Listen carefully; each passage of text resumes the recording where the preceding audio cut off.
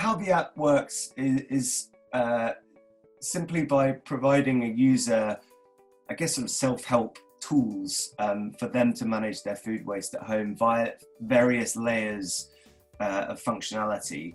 So to follow the user journey, the first piece of technology we have is a shopping receipt scanning tool.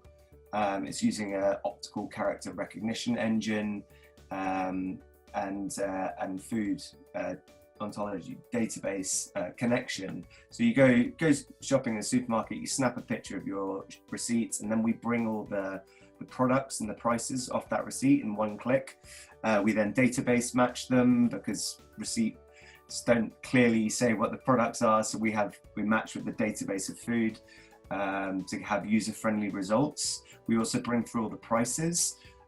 We also categorize all the products. So chicken would be meat, of course, and carrots are fruit and veg. And then we associate a reminder date, a push notification reminder for all of those food categories.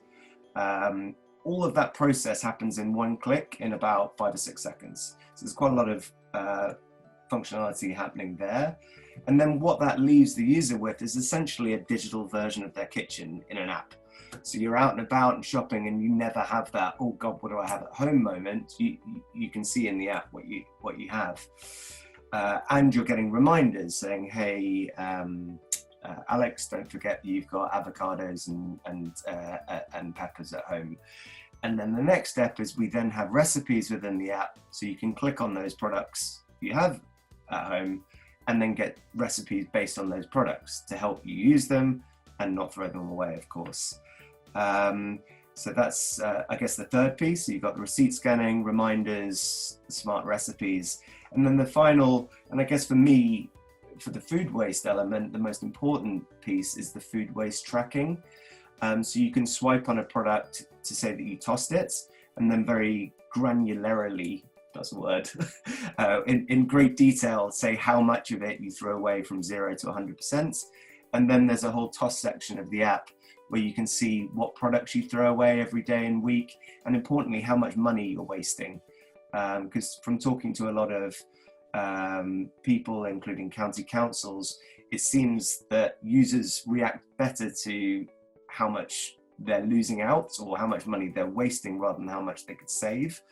So we followed that logic so that, like I said, users on a daily and weekly basis gets told how much money and what food they waste, so they can break down those bad habits. In our house, if we waste anything, I'd say it's yogurt. So you'll see, oh, we keep wasting yogurt.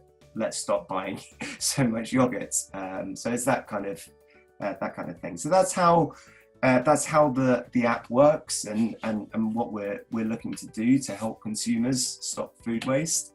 And as far as this sort of how the launch of Kitche has gone and the journey over the last couple of years, so we incorporated the company summer 2018.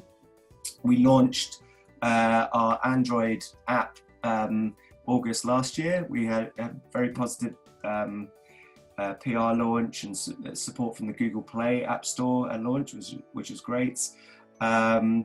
And we have been, through that, we've obviously got a number of active users, which is great. So we've been talking to them and hearing from them through various channels. We've had users such as a mum of 4 from Wiltshire, actually, who's now become zero waste, having used Kitche for nearly a year now.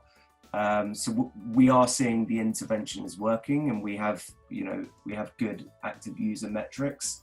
And so that was the Android launch last August, and then we got our pre-seed funding from Q Ventures in March this year, which enabled us to launch the iPhone app, which launched a few weeks ago. And as we discussed a little bit earlier, we've just hit top 4 hottest apps in the UK on the Apple App Store this week, which is very exciting.